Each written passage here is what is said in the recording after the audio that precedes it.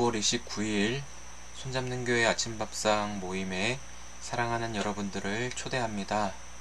오늘도 우리에게 은혜 주셔서 하루를 살 수 있는 힘을 말씀 안에서 다 공급해 주셨습니다. 말씀하신 하나님의 음성이 들려지는 귀한 하루가 되시기를 축복드립니다. 다같이 사도신경 하심으로 신앙 고백하시겠습니다.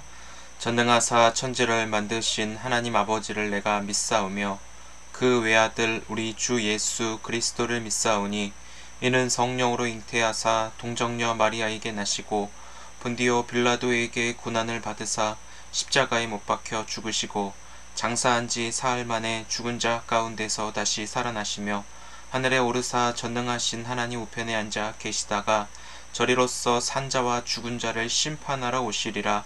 성령을 믿사오며 거룩한 공예와 성도가 서로 교통하는 것과 죄를 사하여 주시는 것과 몸이 다시 사는 것과 영원히 사는 것을 믿사옵나이다.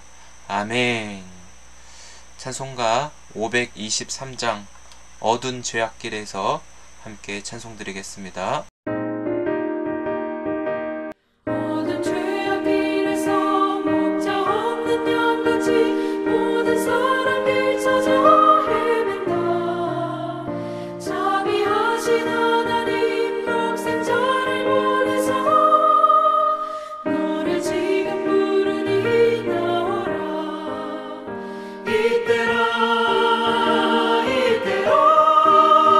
주의 긍휼 받을 때가 이때라. 지금 주께 나와 겸손하게 하리라. 구원함을 얻으리. 험한 십자가 위에 달려 돌아가신 주 다시 살아나셨네. 기쁘다. 죄인 구원하실 때 어서 주께 나와 그 신은혜 구하라. 이때라 주의 긍휼 받을 때가 이때라. 지금 주께 나와 겸손하게 하리라. 구원함을 얻으리. 주의 귀한 말씀에 영원 생명이 있나니 주님 너를 용서해 주신다. 주가 부르실 때에 힘과 정성 다하여 주의 은혜 받으라. 이때라 주의 긍휼 받을 때가 이때라.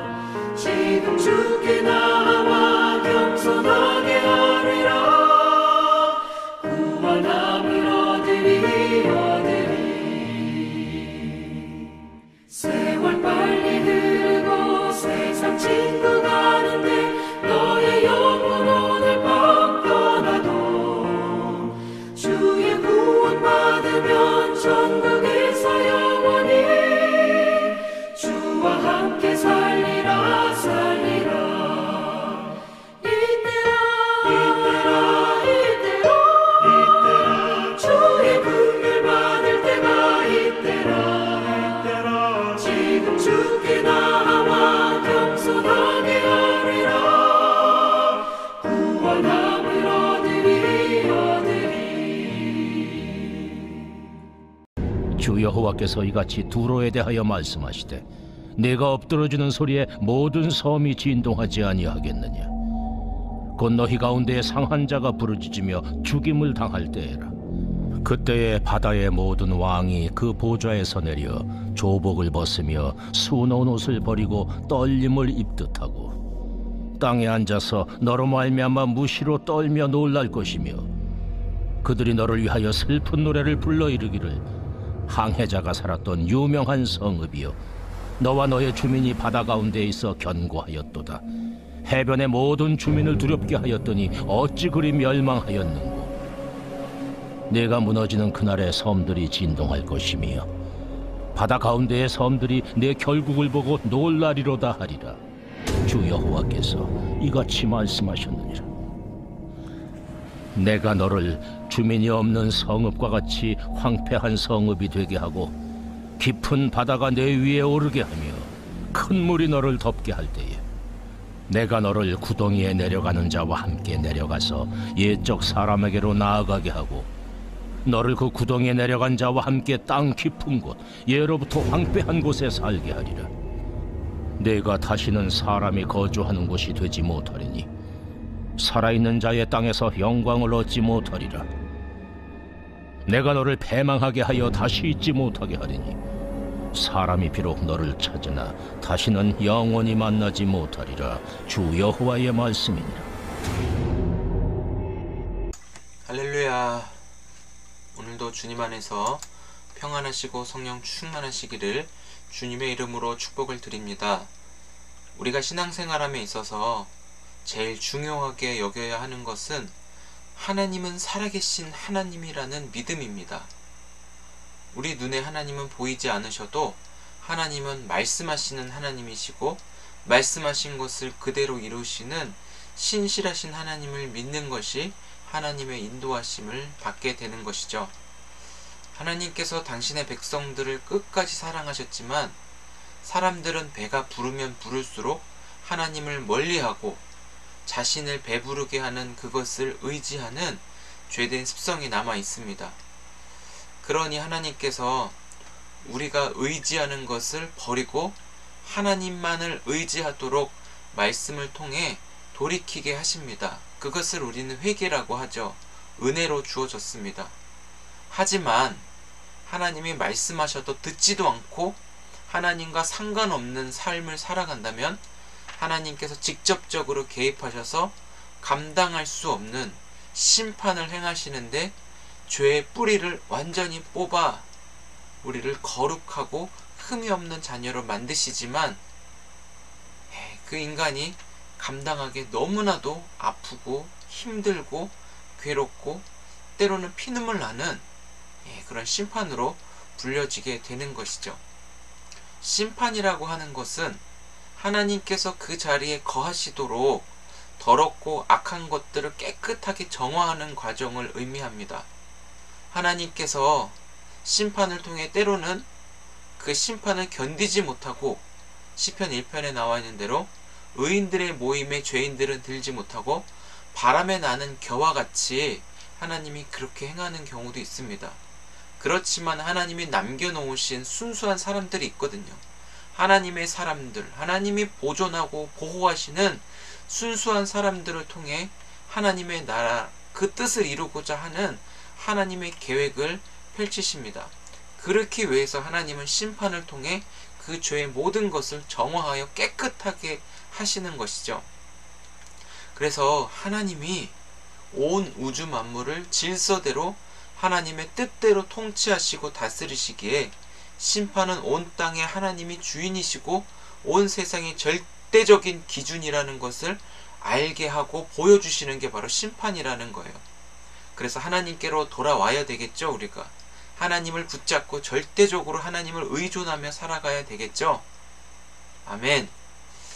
하나님께 대적하는 자들을 향한 나라들의 심판을 우리가 에스겔을 통하여 보고 있습니다. 어제 두로라고 하는 이 나라도 하나님의 백성들인 유다가 망했을 때 하나님의 임재가 떠나고 두로에게 하나님의 임재가 임하였다고 거짓말을 하죠. 하나님을 두로의 소유물로 여기 있다 저기 있다라고 판단하는 그 교만함이 결국 두로가 완전히 망하게 되는 이유를 발견하게 됩니다. 두로가 망하니까 그 두로에 그 주위에 연결된 해상 국가들이 망하여 함께 부르짖는 소리들이 들리는 내용이 오늘 본문에 있습니다. 15절에 내가 엎드려지는 소리에 그 뒤에 너희 가운데 상한 자가 부르짖으며 죽임을 당할 때에라. 그 이웃 주변 국가들이 떨며 놀라고 두렵다 이런 말들로 오늘 본문에 막 가득 차요. 아마 이웃 나라들이 이런 표현을 했을 때 두로를 엄청 의지하지 않았을까 싶습니다. 두로가 망한 것을 보고 모든 주민들을 두렵게 하여 그 사람들이 슬픈 노래를 불렀다는 말을 하고 있습니다. 출애굽기 15장에서도 하나님께서 출애굽하는 그 이스라엘 백성들을 구원하시면서 동시에 그 애굽을 홍해에 다 빠뜨리고 몰살시켜버리는 하나님의 심판이 애굽에 있었습니다. 그랬을 때 그 이웃 주변에 애굽을 심판으로 인도하신 하나님에 대한 소문이 각 나라들에 들려서 하나님에 대한 두려움을 마음을 갖고 있었거든요. 그런데 오늘 이 에스겔 말씀을 보아도 이웃 나라들이 이 두로를 심판했을 때 엄청난 그 두려움과 떨림과 놀람과 하나님에 대한 공포되는 그런 마음을 가졌을 거라 생각이 됩니다. 그런데 왜 그들이 이런 마음을 가졌을까? 이 말씀을 보면서 이웃 나라들이 두로라고 하는 나라에 무엇인가를 투자한 것 같아요. 그런데 두로가 망하니까 자기들도 덩달아 망한 거죠. 두로는 여기서 흔적조차 남지 않고 싹 사라지다 보니까 이들도 덩달아 망한 거잖아요.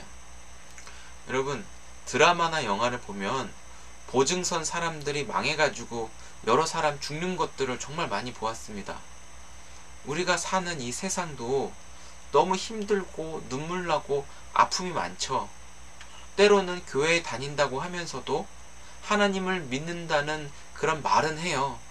그러나 그 믿음보다 의심이 더 크게 자리 잡아서 교회에 다닌다고 하여도 도대체 하나님은 어디 계십니까? 하나님 무엇을 하고 계십니까? 탄식하는 일도 비일비재합니다. 두로라고 하는 이 나라를 보면서 자신만만한 태도로 자기가 가지고 있는 소유물, 자신의 배를 뜨뜻하게 채우고 배부른 인생을 살게끔 하는 그것이 자기의 인생을 책임진다라는 확고한 의식이 사로잡혔지만 하나님은 그것으로 망하게 했고 그것을 심판의 결과로 하나님은 사용하셨습니다. 저는 요즘에 기도 제목이 있습니다. 그 기도 제목 중에 좀 간절한 것이 있는데, 하나님 저를 무너뜨려 주옵소서.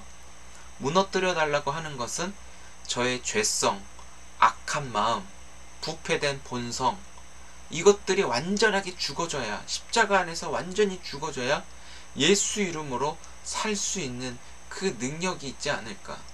내 안에서 예수님이 역사하고 예수 이름의 권세로 악한 것들을 완전하게 몰아내는 하나님의 힘이 필요합니다.